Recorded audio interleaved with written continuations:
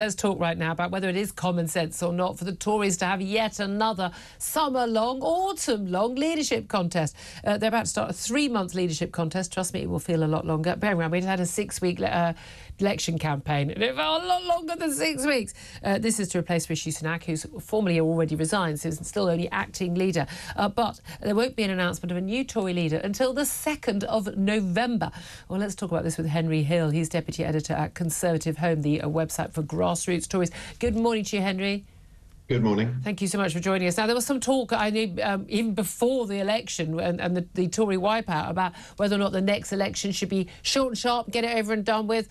Someone certainly in place by Tory conference in September, possibly even sooner than that, or whether they would go long. They've obviously decided to go long. What are the benefits of that? So the advantages of a longer contest are that the one resource the Conservative Party currently has is time.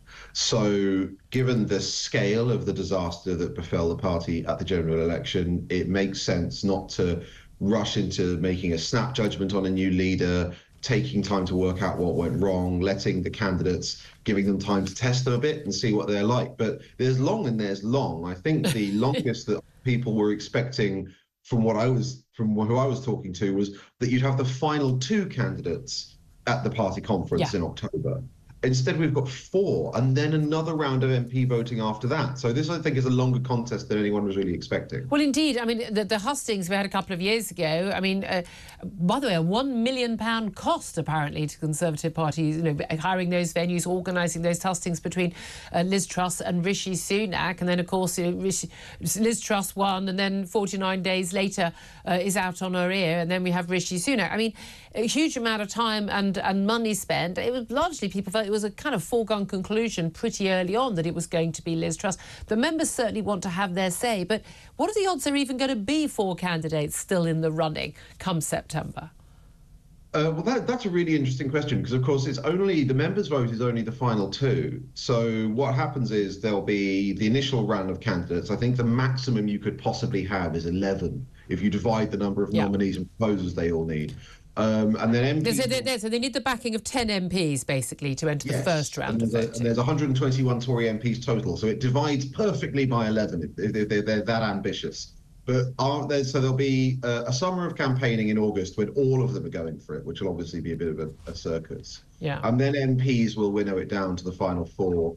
Then we will have party conference. Then MPs will winnow it down to the final 2. And then it will go to a membership vote in October. I mean, for the love of God, the country will be broken by then. Or they'll actually be more interested in following the major announcements by the elected government. And this is the trouble, isn't it? All that time, yes, you've still got people in place in the shadow cabinet. You've still got an acting leader in Rishi Sunak. But people who probably, in a lot of ways, don't have their hearts in it. And they're going to be the people providing opposition, formal opposition in Parliament. OK, it's not sitting for some of the summer, obviously, but you know, against the budget. When Rachel Reeves announces her first Labour budget after apparently seeing the books for the first time, there won't be a new leader in place. There won't be a new newfangled Conservative Party in place. That's a big risk, isn't it? It is a risk. It's also one of the reasons that people thought there might be an interim leader, because just having Rishi Sunak still in post at PMQs in October after the general election seemed to be a bit of a risk. But apparently there is not going to be one. He is going to be leading the party. The hope, I think, has to be that this Labour government's probably going to last 5 years based on the size of its majority, and there will be therefore several more when things are starting to get more difficult for Labour, when the new team will be in place, and that the trade-off is that we will have taken the time to pick the right candidate. I just think the fascinating thing is we saw how damaging the Sunak-Truss contest was. They were taking lumps out of each other in public, up and down the country.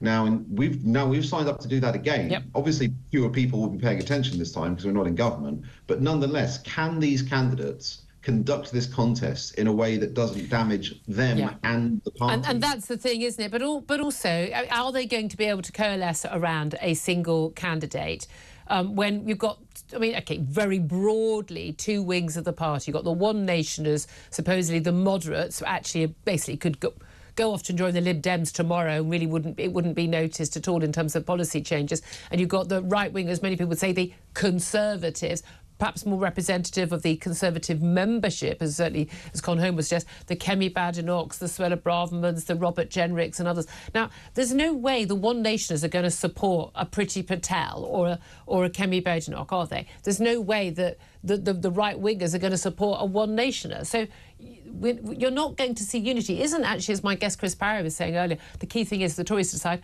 what is the point of the Conservative Party and what do they stand for before anything else? Well, in an ideal world, that's what we thrash out. If we lived in Plato's Republic, that's what we would be thrashing out in this leadership contest. There would be lots of very rarefied debate about that kind of thing. Sadly, I don't know how much of that we'll get. But the important thing is, like, no, the MPs will never unite around one candidate, and they shouldn't really. They need to take some lumps out of each other at this point, let's face it. But they send two to the final round. And so normally what happens in the Conservative leadership contest is you get one candidate of the right, you get one candidate of the centre of the party left, and then members choose between them. Now, and we know what they choose. And we know when you are, yeah, precisely, and we know what they normally choose. So I think that currently it looks as if Tom Tugendhat is the front runner for the One Nation slot, and then there's going to be quite a sort of vicious fight to be the candidate for that right-wing slot. We're going to wait and see. Look, at least it's not Kamala Harris. It could be worse, couldn't it? Thank you very much indeed for joining us. That's Henry Hill, Deputy Editor at Conservative Home.